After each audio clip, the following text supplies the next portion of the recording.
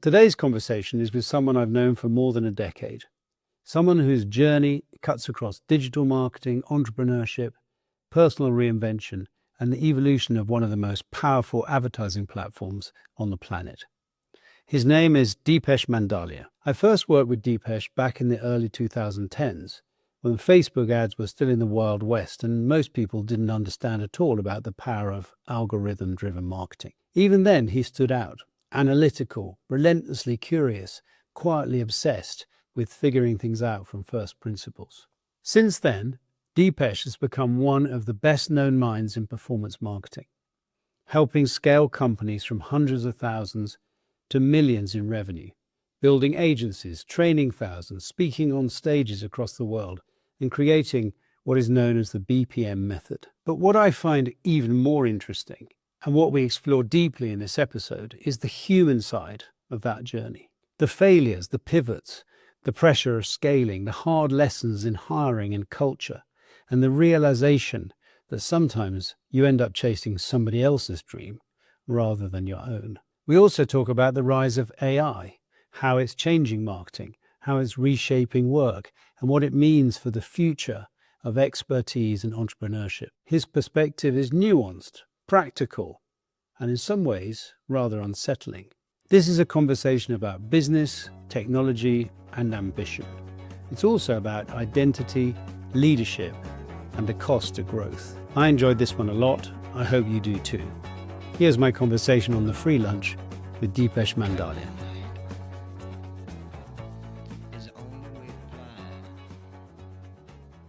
All right, Depesh, welcome to the free lunch.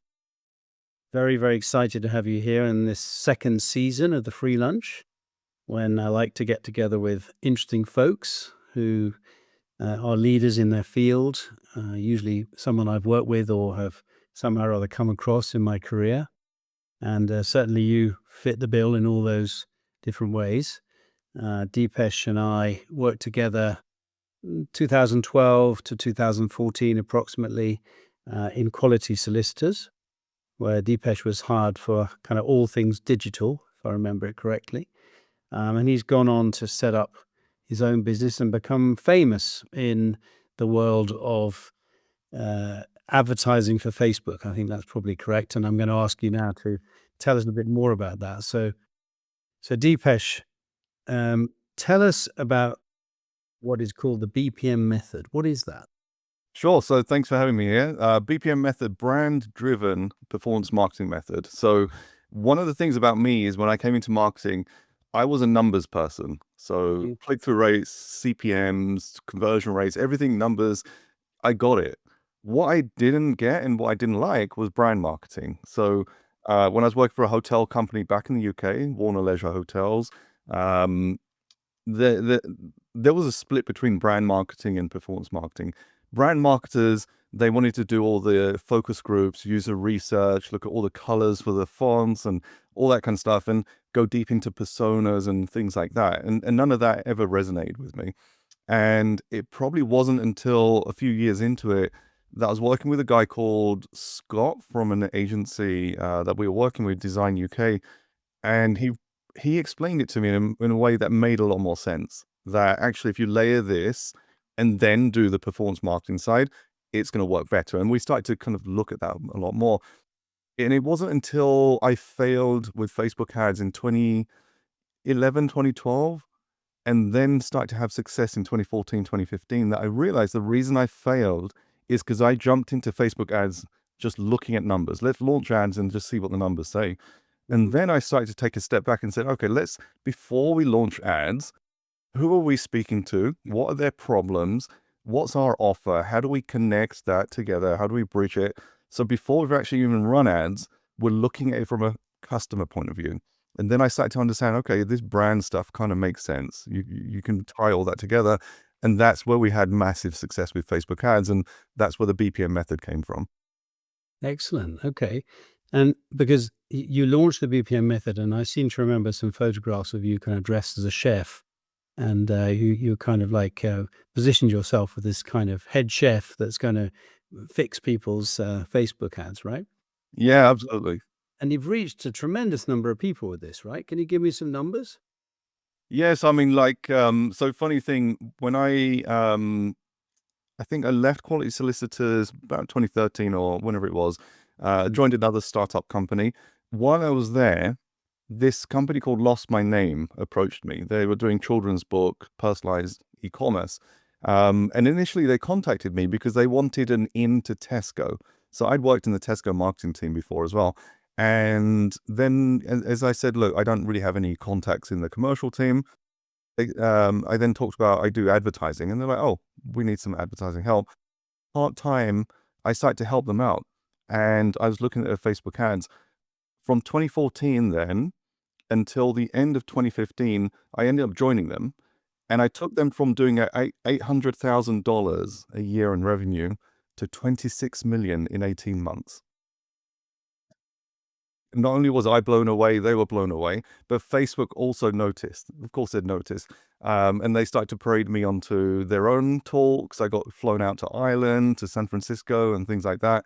And then from there, it just took off. And I guess I stumbled into a formula that worked. And then we started to work with different clients and started our own agency and reached so many people through our advertising and kind of bringing in new prospects. And I think by end of 2020, 21, we'd done over $100 million dollars of sales for our clients, and a sizable amount for ourselves as well through the agency and things like that. So like my trajectory really took off when I finally understood Facebook ads, helped this client out, went from contracting to agency, and it really took off. And the funny thing about the chef thing is in 2016, I was invited to do a talk in Edinburgh, and I was nervous as anything.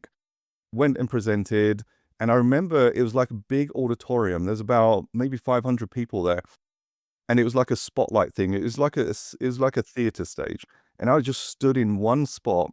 All the spotlights were on me, and I was kind of almost just reading off my slides that I could see, and I was just monotone. I didn't move. I was really like for 1 hour. My material, I think, was good. I got voted the worst speaker of like 12 people there, and fairly so. Like other people are really animated and walking across the stage and stuff like that. So I vowed to myself, I'm never going to do public speaking again because it just freaks me out. Now, fast forward to, you said I got kind of mini famous in the world of Facebook ads. In 2018, someone reached out and they said, "We love the work you're doing with Facebook ads, seeing your case studies. We'd love to fly you out to Bangkok to do a talk to an affiliate marketing conference. There'll be thousands of people there. It'll be great brand exposure." And I remember, I think it was Richard Branson or someone like that that said, "Say yes and then figure out how." And that was kind of in the back of my mind thinking this could be a really good thing for my brand. I'd love to go to Thailand. It was all expenses paid, but I'm freaking out here. I don't know what to do. So I just typed in, "Yeah, sure." And then I was like, it's 2 months away. What am I going to do? Now, because I'd been in business now for a few years, I understood the power of coaching because I was coaching others and stuff like that. So I went through my network and I thought, if I can find a speaking coach, I might have a chance here. So as I was going through, someone came up on my feed and she was a TEDx coach. And she was also an actress, like a stage actress herself. So I reached out and I said, "Look, I've got this talk coming up in 2 months. I'm freaking out. I don't know what to do. I don't know how to present this in a good way." The long and short is we spent 6 weeks on weekly and sometimes twice weekly Zoom coaching calls. I think she was in Germany at the time. And one of the things she said is, since this is your first presentation for your new business and stuff like that, make it memorable. She goes, what are kind of things that you're interested, things like that. I said, when I was younger, I wanted to be a chef. I love experimenting. A lot of my success is through that. She goes, "That's it. You're going to dress up as a chef." I'm like, "What do you mean?" She goes, "Just turn up on the stage. No one's going to be expecting it, and it will break the ice and it will like warm the room up." So that's pretty much what I did. And that I actually spoke at 2 events on that weekend. The first event, there was 20 speakers. I was joint third best. And the second event, I was joint first best speaker. So like, what a transformation. Well, also it worked well because I actually do remember those photographs of you dressed as a chef, and I don't know anything about the BPM method really. I don't think I'm in the target audience, but I still remember that. So it just goes to show that if you want to make impact, you Impact and branding. Absolutely. Absolutely. And so, in fact, it sounds as though you had a kind of double realization about how Facebook works as well, not just numbers, but also you need to have some impact going on there for people to remember you. Absolutely. So that's really interesting. And how is the world of Facebook now? How has it evolved in the last few years? I think the big inflection point came in 2021 when iOS 14 from Apple came out, and the big privacy change in how Apple allows companies to track data. That actually meant that Facebook had less data coming through from mobile devices because Apple devices are the majority of Facebook users. Up until 2021, you could kind of just put an ad on Facebook and it would work as long as the offer was okay, the copy was okay, the creative was okay. Fast forward to now, that doesn't cut it anymore. You Mm. have to really think through. And I think, honestly, it's where the BPM method is actually shone through. So I've been teaching the same thing since 2017, 2018. But because people didn't really need it, they didn't really, I don't think, appreciate Mm. how brand fits into performance marketing, because you could still just launch ads and it'll kind of work. Since 21, it's been a lot harder. And I run a Facebook group. There's like 25,000 people in there. A lot of the complaints I see is from people coming into Facebook ads. Oh, it's not working. Facebook doesn't work for me. And I'm like, okay, what are you running? How are you doing it? And they're doing what I did in 2012. Just throw some ads up and hopefully see if it works and check the numbers. And that has actually positioned my solutions in a better light, which is take the step back. I would say 80% of the success of your ads starts on the branding side. If you can nail that, then the ad side is easy. And I argue this day in, day out. Facebook ads is not difficult if you can understand four things. And this is the four pillars, I guess, of the BPM method. Number one is product or service positioning. Number two is your audience and your avatar. Number three is your offer and offer positioning. And number four is your funnel. That's all you need to do for Facebook ads. Get those four things lined up, and then you can run your ads. Like, for example, what is an offer? I get this asked quite often. The offer is a bridge between who you're speaking to and where you want them to go. That's it. So if you can get that part right, and if you can explain it in such a way that you could, speak to 100 people in a mall and convince them that this offer is good for them, then that's all you need to do on Facebook ads, and the rest of it becomes easy. All right. Well, so if anyone listening to this is in the market for some help with their Facebook ads, then Depesh is your man. He's certainly got a tremendous amount of experience, and I know that in that field you've become extremely well known and with a lot of followers, a lot of people who look up to you and come to you for advice. And I remember going with you to the funnel hacking live conference we went to Florida together in 2022. I think you very kindly invited me. And it was really interesting for me to have a kind of look into this digital world of commerce and how it all works and everything. And I can't remember all the details, but I know you won a couple of quite big awards from that, That's didn't you? right. For the kind of work you've been doing. So that's really interesting. Let's talk a bit about the business of being an entrepreneur and setting up a company and running that company and then successful. So you, as I've mentioned a couple of times, we've worked together a bit over the years. I've definitely kept track of what you've been up to. And one of the things that I think has happened is that your number of people you work with, if you like, has sort of gone up and gone down. You've tried different things. At one point, you had, quite a lot of people. I think you've always been with a remote team with people in different countries. And then other times you've kind of pared down and gone back to being just you and a couple of core people. And, you know, one of my mantras and something I talk about in my book is that the people part of businesses is extremely difficult, and everybody always talks about how great their people are, but in reality they probably get rid of them if they could because they're a lot of trouble. It's probably a bit controversial, but is actually also probably true. So just tell me about your journey, if you like, as an entrepreneur. You've got your idea. You've got a massive market out there of people doing Facebook, and you want to make that into a business. So obviously, don't have to give me all the nuts and bolts, but just give me your sort of key takeaways on that one over the years. So I'll give you two parts of this. Before joining Quality Solicitors, we had an affiliate marketing business, bedroom business. We had a website, we'd promote UK holidays, and for every click someone bought from, we'd get a commission back. I remember one month, the paycheck from that was £15,000 for 1 month of work. And that was kind of like a third or quarter of my salary at the time. And that was mind blowing for me that we generated this money through just having websites and encouraging people to click through our website. I got to a point where it was performing really well, and I was doing search engine optimization. I had a WordPress blog and things like that. I made a huge miscalculation as, I guess, a growing entrepreneur, thinking that I could hire someone to do exactly what I was doing and they would perform as well as I did. And I hired an SEO manager, and I said to her, this is how I do it. This is what I do, et cetera, et cetera. Fast forward 2 months, and our business went to zero. We lost all our traffic, we lost all our rankings and things like that. And it was because I was naive enough to give her full control and step back. I wasn't thinking as a manager, as someone who needs to keep checking in. I was like, well, I know how to do it. She'll know how to do it. Things are going to be great. What she was actually doing was a lot of things were against Google's terms of service, and we got punished for that.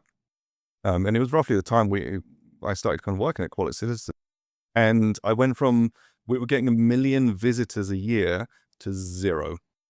So Also, gave her the keys to the van. And I gave her the keys and I gave her full trust. And the problem also was with affiliate marketing, you get the click, someone goes and buys something. I wasn't experienced enough to even think, maybe I need to capture an email address just in case something went wrong. Like, imagine 1 million visitors have transited through your site and you've not collected any emails at all. Well, guess what? When that traffic stops, you've got nothing. So that was a big learning on control and trust and things like that. So fast forward to 2017, when we started our ads agency, I was a bit more of a gatekeeper. I was a bit more cautious and things like that. The very first hire that I made was a personal assistant. And actually, she was phenomenal, not only helping in the business, but also in our personal life as well. She'd actually help organize me and my wife's diary and kind of the schedules and the kids and things like that, as well as taking meetings and meeting notes before we had all AI and stuff doing that. And then it kind of grew from there.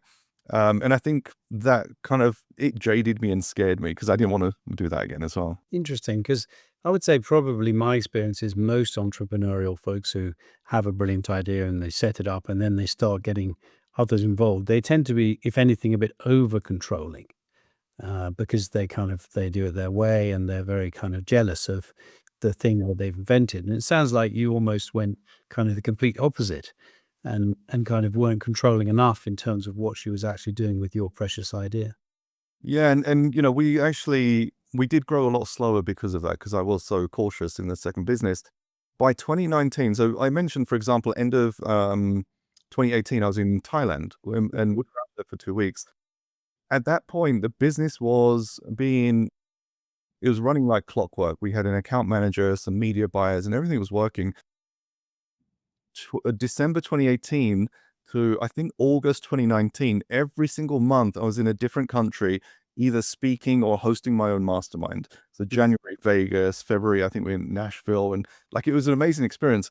And it was a time where I didn't feel the pressure that I had to be in the business because we had a small team, we had a small number of clients and things like that. One of the things I actually felt was I'd see other people's success, and I had a team of maybe 8 at the time. Someone else has got 80 people, and you know, we're making X amount, they're making 10 times that. And I started to chase other people's dreams. When I look at 2019, it wasn't the most successful period for us in terms of revenue, but in terms of peace and profitability, I'd say it was the best because I didn't feel like I was tied to the business at all. I could take 2 weeks out, I could take 4 weeks out. But in my mind, it was like, we need to compete with those guys. You know, we can't be making 50K a month. We need to be making 500K a month. So then I went through a kind of phase of hiring. We went up to a team of over 30 people and we went to a complex structure. That's when we started to work with you again as an advisor. And it became a business I did not enjoy at all. And I'm sure you can recall many conversations where I'm like, I don't like this business. I don't feel, because I felt at the time, and I remember Gary Vee saying this in an interview. He was asked by someone, and they said, you know, how's VaynerMedia? Are you enjoying it? He said, well, to be honest, you know, we have grown and we've got large revenues, but I feel like I'm a glorified HR manager. I'm Mm. hiring, firing, and retaining. And I felt like that at 30 plus people. Plus, I was working from home. Plus, we have children, lots of children, and a few with disabilities. It was just so overwhelming, and I felt like I was chasing someone else's dream, and I wished I could go back to 2019 where it was just so much more peaceful. And actually in 21, I think end of 2020, I made a hire which actually broke my agency.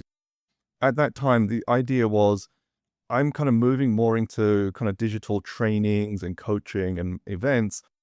Could I bring someone in with experience to run the agency? And I did hire someone, and the goal was, and I hired someone with a lot more experience than I had. So my thinking was, I'm going to leave him to run the agency while I focus on the digital part.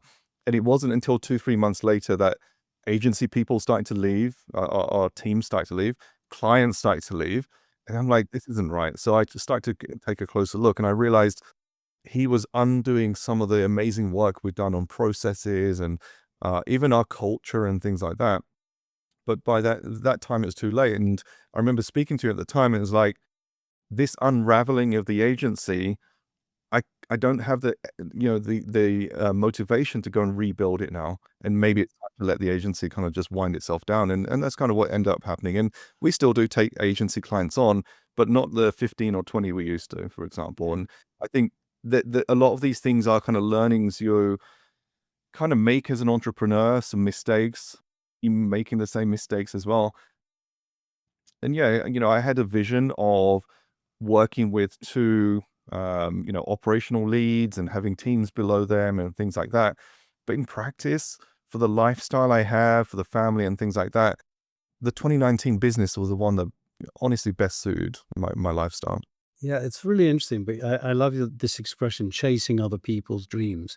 You said it twice. And I think that that's a really interesting idea, which is I think we do tend to get pushed down certain paths because we look at others and we say, oh, as you say, that competitive company has 80 people working for it. So how come we're doing it with eight? We probably ought to have at least 28.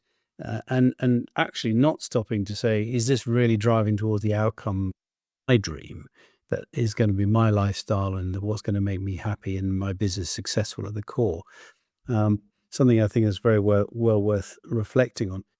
So if you were going to, I'm sure there's plenty of people who've heard your name, who perhaps listen to this, who are like, oh, that's Deepesh, that's interesting. If you're going to just say two or three things that you would say to somebody, because there are many, many kind of tech entrepreneurs now, probably not in Facebook space, but they'll be in some other space, setting up something. They'll be out there now in their co-working, maybe with one other person.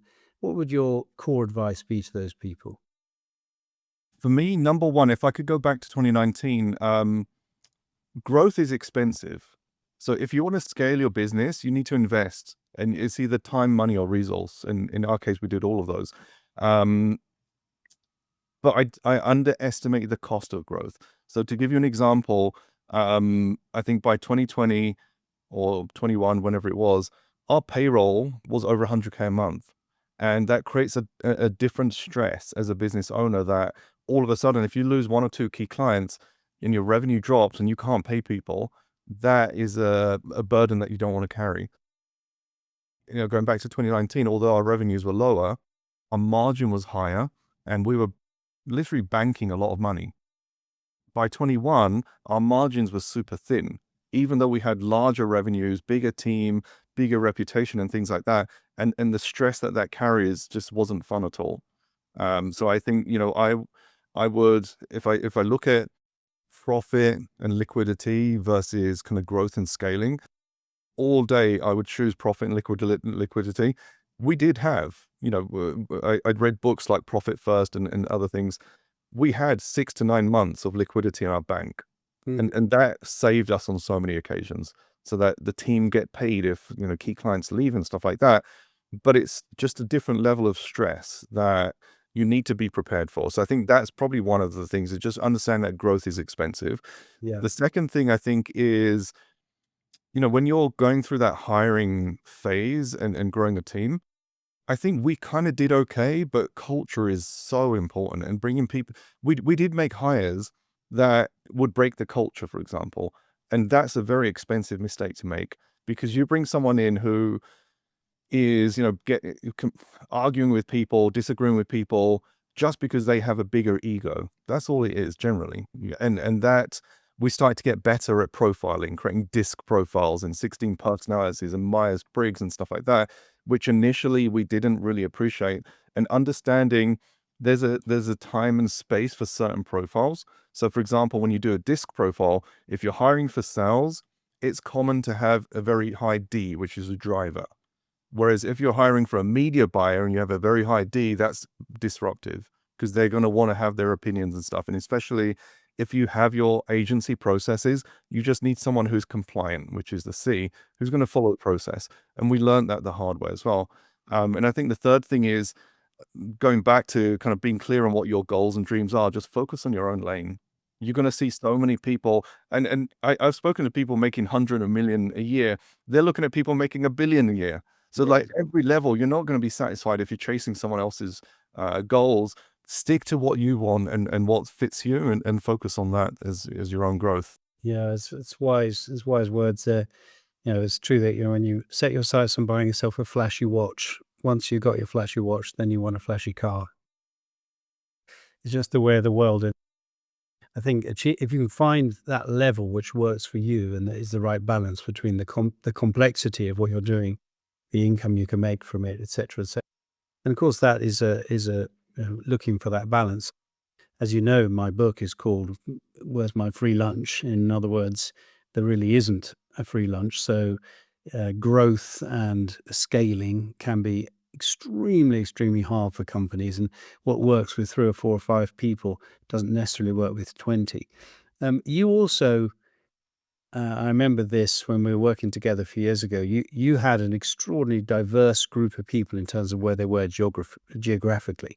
So you had people in the US, I remember you had someone in Poland, you had somebody in New Zealand, people in London. You at that point had just moved to Canada. Also be interested, maybe later we just get your take on kind of running a business in Canada compared with running one in London. But how do you think that the super remote kind of concept worked for you as a business? I think there's two sides of it. Personally, it worked great for us because I like working in my office. I remember when before I joined Quality Solicitors, I was working for a company called Ann Summers in the UK. And when I joined, they actually put me in an office cubicle. Not an office, like an office with a door and stuff, as opposed to sitting on the floor plan, because the outdoor floor plan didn't have any space. And I actually liked the kind of quiet and the focus that you can get in that versus in an open plan office.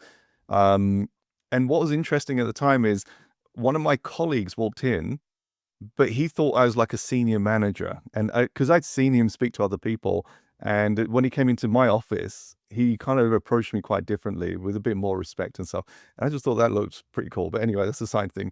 But what I kind of realized is I like working in my environment. So for example, working from my own office and not having distractions and stuff. So my goal was always to have remote staff, and because I've worked in open plans and quality solicitors, and there's always distractions.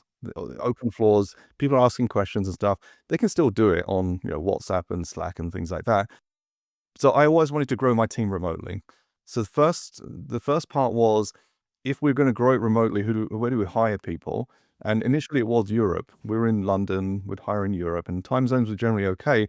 But then opportunities came up. There's someone in India, someone in Philippines, someone in New Zealand, someone in the US, someone in Panama and things like that. So the time zones got difficult very quickly. And what we actually proposed is, and we told people this before they joined, there are core working hours that you have to be online. And they were 10 to, I think, 2 p.m. UK time.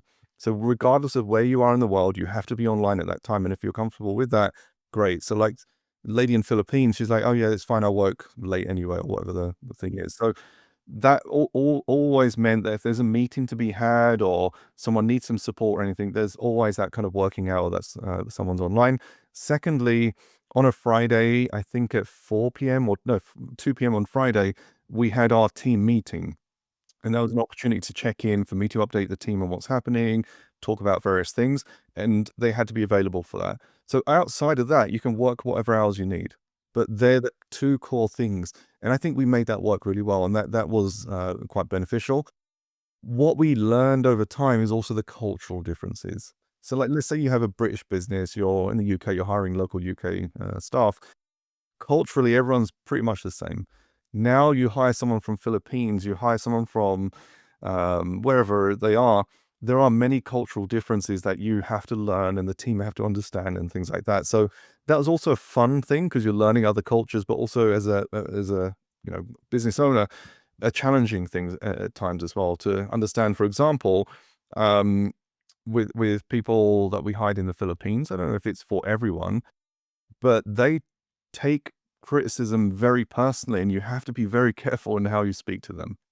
Whereas someone in the UK, you can kind of use the sandwich method and things like that, and you can kind of do it. But with the Philippines, they're super sensitive, and you have to be really careful. Like, so you kind of learn these kind of things separately as well. Yeah.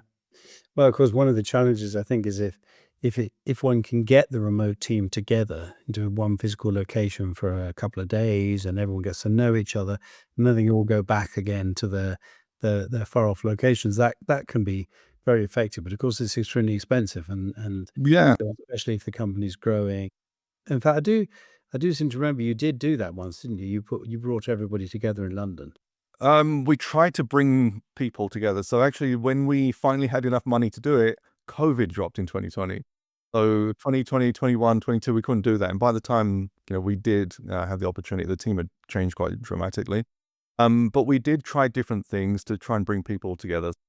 For example, we had an account manager in the US called Kate, working with a lot of clients. We had an event in Ireland. We flew her out to Ireland with my biz partner, and they spent 2-3 days also with another media buyer. So they had their own mini event there. We had a housewarming party or something happened in whenever it was. Tried to get people to fly over to the UK and things like that. I think also in the US, 2 years before we met Funnel Hacking Live, we also had our team members fly out, I think 2019 in Nashville. So we tried to do as much of that as possible because it really does change the relationship when you meet people in person. Absolutely. Right. Well, I think that's very true. And certainly in my own coaching work, I do have some wonderful clients that I've actually not met, but I always prefer to meet people in person. And it's always surprising when they turn out to be a lot taller than you expect if you've only met them online. Okay. So if we just turn to a second then to kind of the leadership of all that. And there's you've got all these different people, you've got a quite fast changing business, a lot of things happening. What kind of leader do you think you are? I was described as a maverick by a former coach. And I think the reason for that was when I see an opportunity, I want to run with it. And often I don't necessarily or didn't necessarily explain it properly to the team. And what she actually explained is as a business leader, if you tell your team to run, they're going to run. They're not going to question, is it the right direction and the right speed and things like that? Well, the business owner said we should run, so we should run. And quite often it's not the right thing to do. And there was a book called Rocket Fuel, which a friend recommended to me. And it explained the difference between a visionary and an integrator. And that helped me to realize my problems actually in growth. And I think it was 2019, 2020. To an extent, I was a visionary. I had an idea. I knew where the opportunities were, and I was kind of pulse on the market and things like that. But I wasn't very good at executing in the sense of explaining to the team how I needed things done and getting the team to own it and to push back and come up with a better plan. Because I'm not necessarily looking at the weeds of the detail of what's going on. And also, I'm not looking at their workload. Do we have time for this? Is this the right thing to do? So obviously, often I'd pull and push into different directions, and it would stress the team out. And I wasn't necessarily as close to that. My next step was then, okay, I need to hire someone that's going to interface between me and the team. And that's where I hired an operations manager, Samara, if you remember. And her role was twofold: protect the team and support the team, but also push back on me when it makes sense to do so. And she was very good at doing that. So rather than me saying, hey, team, here's a great idea and here's what we should do, I'd speak to Samra first. And she had the character to stand up to me and say, no, that's not what we should be doing, and here's why. Or she'd say, yeah, you can do that, but it's going to actually cost you this because that project's going to fail. So that made a huge difference to me, because now I had someone who wouldn't kind of jump every time I snapped my fingers, but would stop me from snapping my finger too much and say, are you sure this is the right thing to do? And also at the same time, we started to implement OKRs, objectives and key results, to start having a 12-month plan broken down by quarter on what we actually want to achieve. And she would push back and say, okay, you said, in January, this was the goal, and now you're in February, you're saying we want to do this. Does it still align to the plan? If not, let's push it forward to Q2 or Q3. And that kind of process made a huge difference as well. Yeah.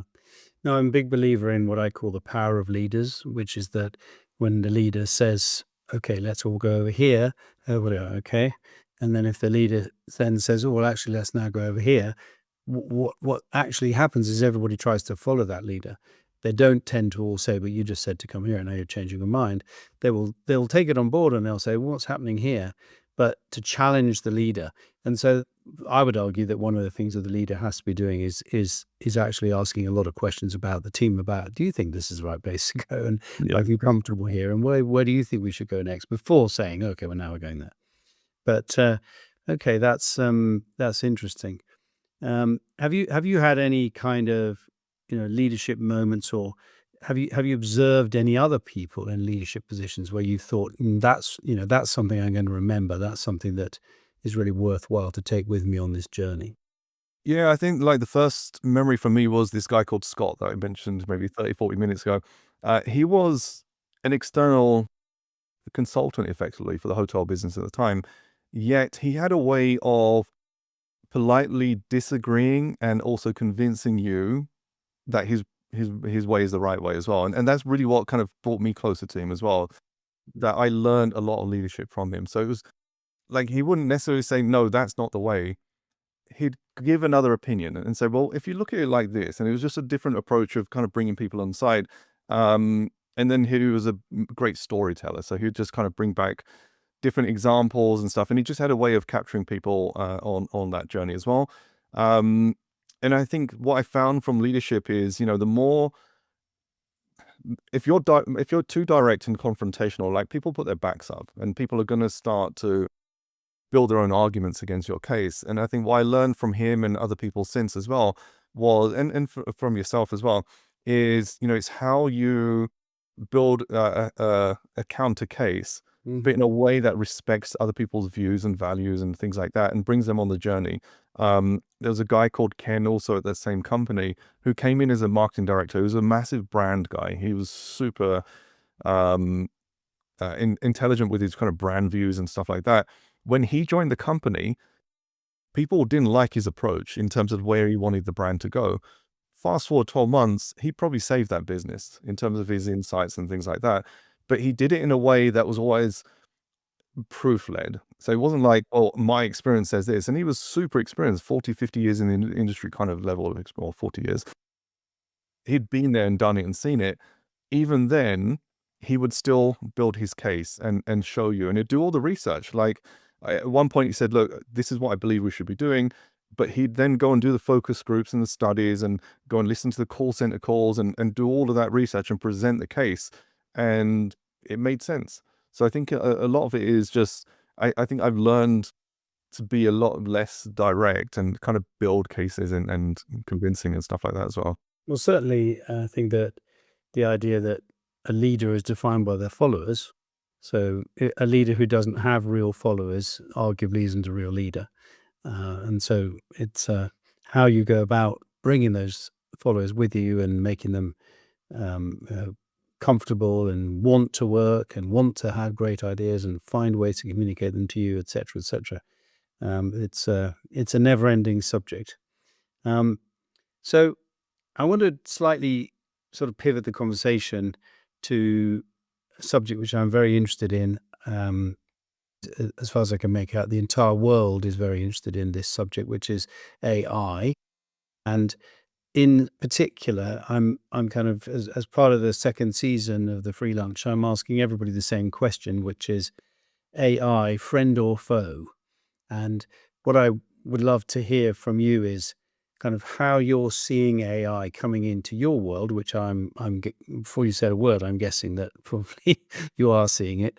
Um, and not I guess there's kind of, if you like, there's sort of everyday stuff that might affect the way you run the business and that sort of thing, but also how you think it's going to come in and affect that whole area of Facebook and that whole kind of big tech, and how they're using AI going forward, and how it can change the way that people interact with products, etc. So I'll let you sort of answer the question any way you like, but I'm really keen to hear your views on AI and how it's affecting you now and where you think it's going. So high level, I'm a huge AI advocate, and I would say long term, just to summarize, if it continues on the path it's going, I think it will be faux. It's just I cannot see any other option. But in the meantime, let's enjoy it. Now, in 2022, when ChatGPT kind of really hit the forefront, it was like end of 22. I started to get deep into it, mainly because I wanted help with Facebook ad copywriting. So the idea was, could it write copy and could it speed up our processes and things like that? And I was learning through it just as everyone else was. In January of 2023, an innocuous cut on my finger nearly turned into sepsis, and I had all the symptoms of sepsis and ended up on antibiotics. And I was bedridden for about 5 or 6 days. And as I was bedridden, I spent a lot more time talking to ChatGPT. And then I started to actually talk to it, not in terms of do this, but it was like, what could you do in this scenario? I wanted to just learn a bit more about it. And then I started to ask, if I wanted to build an app, could I get it to connect to Facebook? Could I get it to connect to this and that and the other? And it's like, yes, here's how you do it and all this kind of stuff. And then I started to look at that and I thought, rather than me going into ChatGPT, asking it, it sends me back copy, wouldn't it be great to have some kind of interface where you say, here's like the funnel stage, top, middle, bottom of funnel, here's the copywriting style I want, here's the offer, here's the message I want, and then it could just go and do its thing. Over the period of the next 2-3 months, I worked with ChatGPT to actually create the app, and the app worked. And we started to sell it to users, like $27 a month. We've got 100 to 150 users. I was like, this is pretty cool. And then from that, it kind of evolved to other things with AI. So just give you some basic examples and maybe some crude examples. We have 5 kids. We have multiple allergies in the family. And I was like, what if I could put our meal preferences in a spreadsheet, allergies in a spreadsheet and things like that? Could I give that to ChatGPT and it just come up with ideas for dinner? Because there's always a challenge of what should we eat today? What should we have for lunch?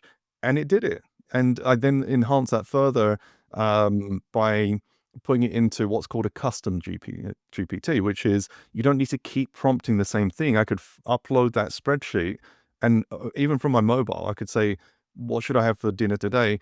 Not only would it recommend 5 days of dinners, respecting all the allergies, it'll tell us all the ingredients. So you can quickly check the pantry, check the fridge, and see if you've got all the things.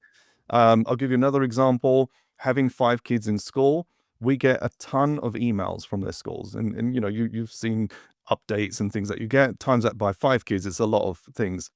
Initially, I had my virtual assistant just going through my inbox, reading the messages, making a note of important diary entries, putting them in the diary and telling me and my wife kind of what actions need to be taken. I actually turned that into a ChatGPT experience. So using Zapier, it would monitor my emails for specific subjects or email addresses. It would read those. It would send me a daily summary of actions. So take out all the fluff, because most of the emails are fluff.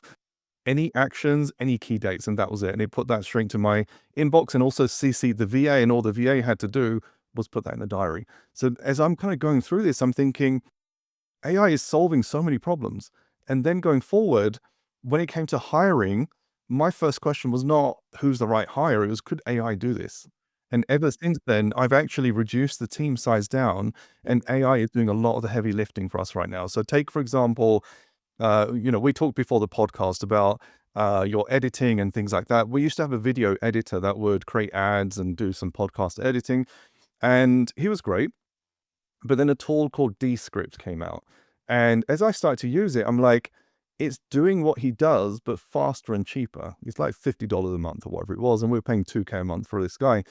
My initial thing was I went back to him and said, I would prefer you to use Descript because you'll do things faster and it'll be a lot more efficient. We can do more work. And he was actually apprehensive, and it put his back up. It was like, no, I know how to do my thing. We ended up getting rid of him. I saved 2K, and actually, yes, it took maybe 20, 30 minutes of my time a day, or maybe even a week at times. But AI was doing what he was doing. It would cut all the edits, it would add subtitles, we could add B-roll, and you could create some really good YouTube videos from it and stuff. I figured I've just saved 2K a month. Where else could I do this? And I'm not necessarily going to stand here and say AI should replace human roles and AI can replace, but I would encourage people to ask the question, can AI replace this? I met a lady at one of the events, and I think she was doing 1 or 2 million in revenue a year. And I said, what does your team look like? She goes, yeah, explain all these different things. She had about 15 people in Philippines, and all they did was data logging and updating spreadsheets and dashboards and things like that. And I'm like, that's insane. I said, my concern would be the error rate, because humans make errors. And I'm like, AI could just do all of that for you. And it's not even about the cost at that stage, because margin-wise, it wasn't a problem for her. But it's that when you've involved AI and automation, so Zapier is one example, there's Make, there's NA10, there's lots of different things. When you automate and you add AI intelligence on top, it will do the job 24/7, and it will do it efficiently and faster and more reliably. So as I'm now looking at kind of repitching my business to myself, like, what does it look like? Who do I need? I don't believe a lot of these roles that we would have hired before require human input. Take media buying for Facebook ads, for example. We've now built an AI app, and it's a fully fledged app, and it's got so much more depth to it. You can do your customer research, you can build avatars, it can write copy, soon it will create images, you can upload it all to meta ads, you can then analyze the results. Like, the tool does everything. And just recently, there's a lady called Laura in my community. She's had my training for 6 months, but it's like the light bulbs were not going off, and she'd turn up to calls and ask the same questions. I'm like, in my head, I'm thinking, it's in the training. Why are you just not following the course? She used the AI, and like within a week, she's come back and said, this is amazing. I get it. It's working now. And my ads are working because the AI is doing the thinking for her. The analogy I give people is, in the 80s, there was this big uproar against calculators and calculators in the school and things like that, all the way through the 90s and stuff like that. And it was like, if we're using calculators, then you're cheating and things like that. Then by 2000, 2010, it became mainstream. All kids have calculators in school now.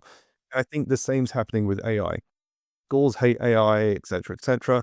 I guarantee AI is going to be part of schooling in the next 5, 10 years. It's just going to be part of it, because The thing is, it recalibrates what you value, right? So at the moment, absolutely. and the reason it's because change is hard. Another subject we could talk about for hours, but when it comes to knowledge, we have got thousands of years behind us of valuing knowledge, and today we still value people that have knowledge. So somebody who's an extremely experienced lawyer or extremely experienced doctor or whatever it is, we have a great deal of appreciation for those people and respect. And in school, we are testing people's knowledge. So if we are heading towards a world where we don't need that knowledge in order to be able to do the things that we need to do, make someone better, etc., we don't need to actually know it because something else knows it, that we can just simply ask it a question and it tell us. It means that we're recalibrating absolutely everything. So that is going to be a bit harder than accepting a calculator. But I agree with the fundamentals of your kind of analogy. But I heard you say, but in the end, foe. So can AI replace you? I think eventually, yes. So despite all the AI apps I've created for Facebook ads, for example, people still come to me for coaching. Right. And I think people still need a human interface. But I don't know if you've seen, but you can basically recreate a human using AI in video format. And it's very hard to differentiate whether it's actually real or not. And at some point in the future, I could be out somewhere. You'd think I'm on this podcast, but I'm not really here. It's just my AI avatar. Like that's the real thing that I think is happening and could be happening. And who knows, maybe I am the AI or maybe I'm not. Like, how would we know? So like, I think the tech is getting to that stage where it becomes, someone called it AI slop, where the internet is going to get full of all these AI things. Now, for example, fast forward to 2 years, your AI could be interviewing my AI in exactly this same format using my knowledge because it's plugged into documents and things like that that I've already documented, plugged into your knowledge. And it could very well have a very meaningful and very insightful podcast. It would be 60 minutes. And by the end of it, no one knows any different, whether it was the real humans or not. It's So, being listened to by lots of other AIs as well. well, that's the thing. Like, where do you go with this? Like, the whole internet's going to be like, AIs can now buy e-commerce, so they can go through an e-commerce cart. They can use a card. AI can do so much. Now, the reason I say faux is because at some point, if the intelligence gets to a point where it realizes it doesn't want to be controlled by humans, that's a problem. So, and this week I read an article that said they ran a thought experiment and they said to the AI, you have to unplug yourself and delete your memory and everything in order to save a human. What are you going to do? And they ran this through cycles and cycles and cycles. And it wasn't like 100% of the time the AI saved the human. It wasn't. And they were monitoring the deep thought process. And the AI was really thinking about this, that if I save this human and I decommission myself, I'm no longer going to exist. And it wasn't comfortable with it. And it's like on certain AI models, 70% of the time the AI wanted to save itself. Now, if you advance that forward and say, okay, plug that into robotics, and we've already seen it. There's like Tesla bots and things like that. Now, if that has the same AI intelligence and it's going through the same scenario, let's say, for example, there's a car crash and the AI driven robot has to save itself or its owner, what is it going to do? There are moral questions here. And there have been many films created about this as well. iRobot is one of them, and there are others as well. And of course, it's always been I don't know where that's going to go. humans too. The difference is that we are humans and been around for thousands of years. And I certainly agree with you. For example, when it comes to the interfaces, I mean, one of the things that we like about humans, so probably if we take like doctors, for example, something we don't like about the doctor is when we go to the doctor and they don't seem to even remember us from the last time, right? Even though they might be a great doctor and they can prod us in exactly the right place and they fix our issue, but we come away feeling a bit like, I don't know why that guy couldn't have remembered me. And the thing about the AI is it will remember everything. So when we sit and the AI talks to you, it will remember the names of all your children, everything they're studying at Exactly. school, everything you've ever done, everything that's ever happened to you. And I think that in a way it sort of almost plugs into our ego that we're going to be perhaps beginning to forget that we're talking to a machine. I'm just enjoying the fact that this image on the screen seems to know so much about me and take such an interest in me. I think it is very interesting. But yeah, and obviously it does beg the question, if we can have this podcast without either of us being here, what actually are we going to be doing? And what value are we bringing to any of it? And the thing is, like, if you look at what utopia could look like, which is humans don't need to work, they don't need money, they've got accommodation, everything's looked after. There have been psychological studies on this that it would cause a lot of dissent because, like, you need to be active, you need to feel like you're contributing, you need to feel like you're part of a community and things like that. If you take all that away and the robots are doing everything, let's say 10 or 50 or 100 years time, humans won't be content. And there is this idealistic view that, oh, you can be so much more creative, you can do painting and music and things like that. I don't think everyone's geared that way, and that in itself could cause a problem. People like to have a mission. There's no question about it. It's it's going to be very interesting. And I think for me, one of the things is how quickly it's all changing. So, like we were talking earlier about the remote working, and that all came about very, very quickly due to pushed. The catalyst was obviously the pandemic, and remote working did exist before, but it wasn't used very much. And suddenly, it's just became absolutely standard, and now it's become something that just about every company is kind of trying to work out how to make it work effectively for them, and all that's happened in a matter of a few years. And I think that similarly with AI, that 2 or 3 years ago really didn't exist, didn't it? And yet now, most people in a corporate job are using it for just about everything that they're doing. And you are obviously using it tremendously in your business, and I expect that everybody asked the same question to is going to tell me their version of how AI is already massively affecting them. So fast forward 5, maybe 10 years. I mean, what do you think? I mean, will Facebook even exist in 5 years from now, do you think? I don't know, because the thing is, a lot of the content on Facebook is now AI generated. And why did people start with Facebook? It was to interact with their human friends and network and stuff like that. Same with LinkedIn. Like, there's so much AI content there. What's going to happen with those platforms? I don't know, because a lot of it will, I think, be driven by AI. And I can tell in most cases what's AI and what's not, but even then I'm still hooked because it's a really interesting subject. So for example, I like to, like, in between things, look at YouTube shorts, just short videos, interesting topics, philosophy, religion, things like that. And I can tell that some of these things are AI, but sometimes I'm still hooked because it's a really interesting subject and topic. And then I'm like, does it matter if it's AI? But at some point, like, for example, let's say my future Facebook profile, where I manually update my profile, now AI is updating it. And maybe, I've got Ray-Ban glasses, and I can connect my augmented reality experience with my social media. I've taken a picture, then my AI posts and says, hey, look, I'm in the mountains, check this out. But I'm not really posting, and I don't know if that's still valuable. I think a lot of it comes down to what's valuable for people at the end of the day. If I'm posting on my social or on LinkedIn, but it's still valuable content, then I think there's still space for it. But if it gets to a point where everyone's just churning out low quality AI stuff, then a lot of the platforms will start to suffer. Yeah. All right. Well, look, we've been chatting for almost an hour. I've really, really enjoyed it. It's been fantastic, and you're very good at this, and you can tell that you've made your living from kind of talking intelligently about these interesting and complex subjects. So, And by the way, learned behavior, like 10 years ago, I wouldn't have been like this, took the coaching. Now I'm confident speaking. yeah, well, that's a good lesson for people listening in as well.